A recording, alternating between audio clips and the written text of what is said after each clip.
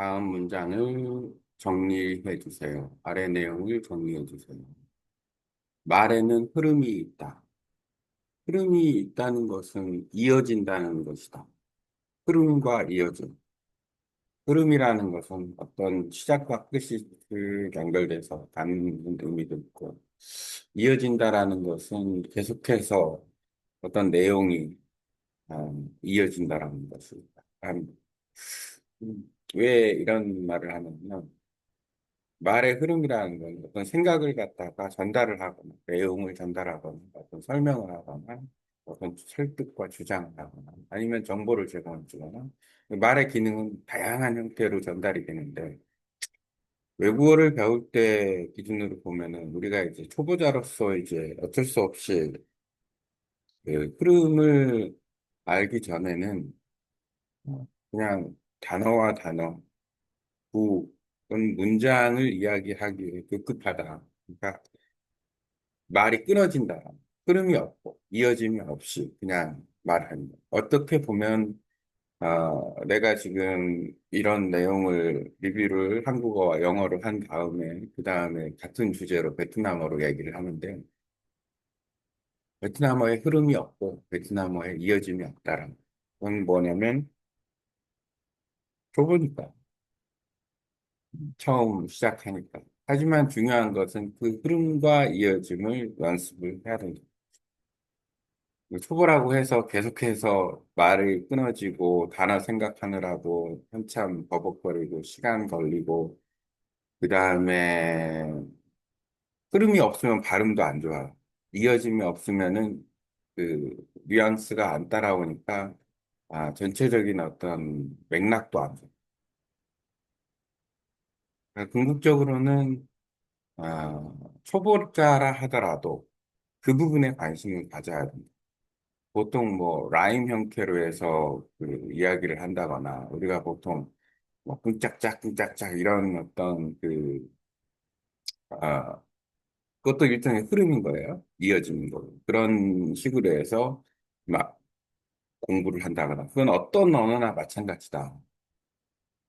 언어 자체가 중요한 게 아니라 그 모든 언어에는 그 흐름과 이어짐이 있기 때문에 모든 언어에 해당이 되는 거다. 내가 베트남어를 배울 때 흐름을 갖기 위해서 호크겐 스카이 아카데미라고 MC를 양성하기 위한 말하기 훈련하는 페이스북 그 그룹이 있는데 페이지인지 그룹인지 모르겠지만 아, 그 내용을 들어가면서 흐름이 확실하구나 마치 시를 이야기하듯이 앞부분에 문장이 있는데 예를 들어서 아, 나는 AI를 활용해서 베트남어를 배우고 있습니다. 그러면은 나는 AI를 활용해서 베트남어를 배우고 있습니다. 이런 식이에요. 나는 AI를 활용해서 베트남어를 배우고 있습니다. 이런 식으로 그 베트남어로 이제 이야기를 해주는데 앞부분에 이제 그 한 단어 기준 한 두세 단어만 하고 나머지 뒷단어가 좀 많은데 여섯 일곱 단어가 되는데 아, 그 단어들을 그냥 한 번에 얘기해봐. 그럼으로써 흐름과 이어짐을 강조하는 거죠. 그러면 어떤 느낌이 드냐면, 말 잘하네. 이런 느낌이 드는 거죠. 그러니까 궁극적으로는 똑같은 문장인데 어떻게 그 문장을 이야기하느냐에 따라서 그 사람이 말을 잘하고 못하고 유창하고 아니면 그냥 쏘쏘한 그럭저럭 얘기하는. 근데 가장 중요한 것은 말하는 과정에서의 흐름, 이어짐. 그게 중요한데 그 흐름과 이어짐이라는 것은 하나의 묶음인 거죠. 일종의 그 고리처럼 내가 한 파트를 하나로 묶고 다음 파트를 하나로 묶고 이렇게 해서 정리하고 짧은 문장은 그렇게 정리하고 긴 문장은 또 긴 문장대로 이렇게 묶어가면서 연속적으로 문장을 전달하면 그 문장이 모여져서 하나의 이야기가 되고 내용이 되고 그렇게 할 수가 있는 거죠.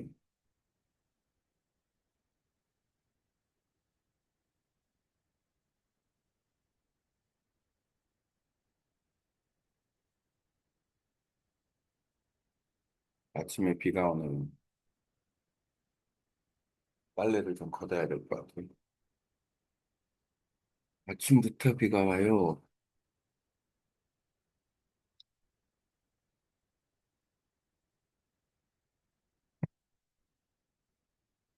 MBC 뉴스 이덕은에 나와. 아야야.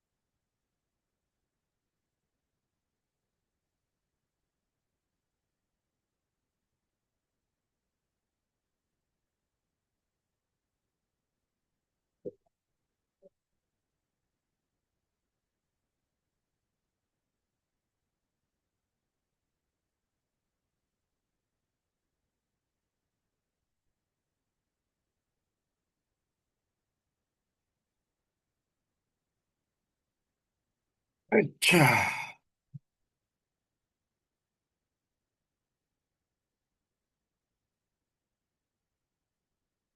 translate into English and Vietnamese about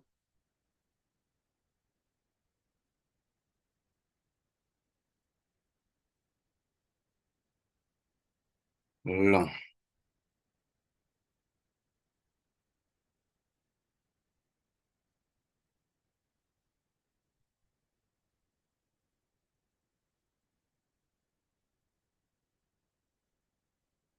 말하기의 흐름과 이어짐에 대해서 이야기를 했습니다. 특히 외국어를 배울 때 어차피 외국어를 좀 유창하게 말을 하려고 하면 이 부분이 상당히 중요한 부분일 것 같아요. 발음 역시도 그렇고